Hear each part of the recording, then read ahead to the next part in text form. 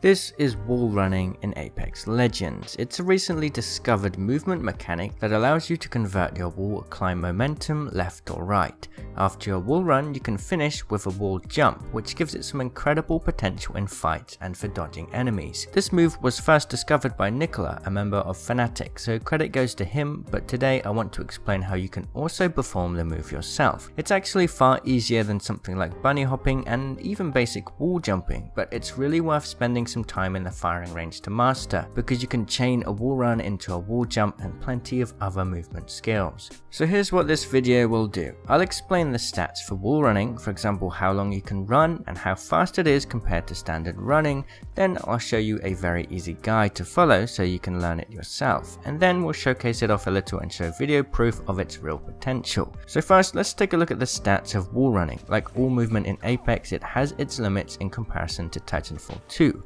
Firstly, wall running will give you roughly a 14% movement speed decrease. So for example, you'll go slower than sprinting, but not by much. All movement modifiers will be kept too. This means things like Octane's Tactical, Bangalore's Passive, and Bloodhound's Ultimate will give you increased speed during your wall run. You can also equip your weapon, and the normal movement speed reduction for holding a weapon will apply. You cannot shoot during your wall run, but as soon as you jump off of the wall, you are free to shoot. For distance, you can expect to wall run from this pillar here to this one here, or thereabouts. After you hit your distance limit, you'll simply drop to the ground, unless you transition into a wall jump. I'll explain that later. Because the physics of wall running are shared with wall jumping, Revenant cannot jump off the walls like other legends, so he's not the best pick for this trick.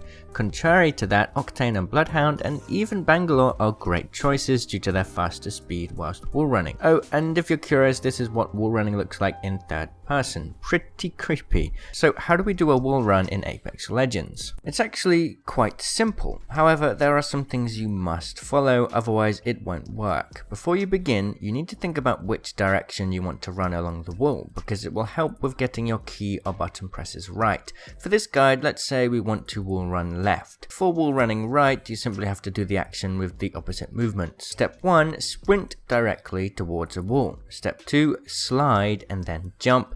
Step 3, as you are in the air, turn your aim very slightly to the right. Look too far and it won't work. This step is very important and takes the most practice. Step 4, at the split second your character mantles the wall, move left either with the A key or the joystick. If done correctly, you will start your wall run. Now, you don't have to do anything else. However, for step 5, an optional step after each wall run, and one that's well worth practicing, is to wall jump just before your wall climb comes to an end. To do this, simply jump again whilst on the wall and turn your aim towards the direction you are currently holding. That's the basics of wall running. Now, if you're a master movement player, you'll find that you can use air strafing to climb different objects after a good wall run. On top of that, you can wall run from any angle.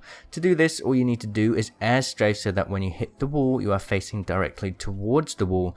Then do the standard wall run movement keys explained. This takes some practice, so go spend some time in the firing range so you get the key buttons down perfectly. So that's the guide out of the way, but don't go just yet. I want to explain why wall running has potential in Apex Legends.